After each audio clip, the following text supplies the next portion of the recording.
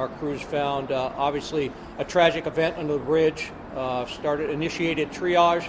Really, the way we handle these kind of emergencies is we triage the patients. We set up a transportation group and treatment on scene. And so we had 3 dead on scene that were triaged here. We transported 2 immediates and another 3 to the hospitals. We had a total of 9 patients here today.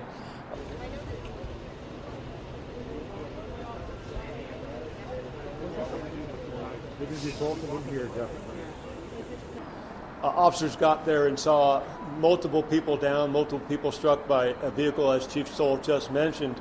While we were there, officers detained the driver of the vehicle involved in this collision. He self-identified himself, and at this moment he is being detained for driving while impaired.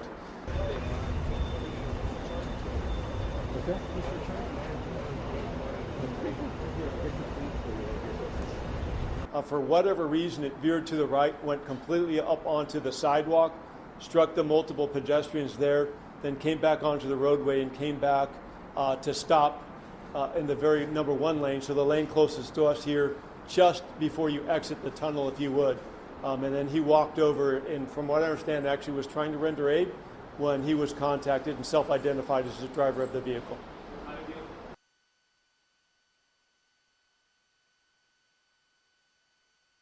I wouldn't call a large homeless encampment. You had folks that had some of their belongings along the sidewalk, if you would.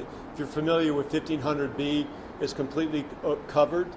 And so on the north side of the street is a pretty wide sidewalk, and there were several tents up and people had their belongings there. Obviously with the weather, last night it's cold and wet, and now obviously raining now, so people were trying to get out of the weather. Thank you, sir. Where?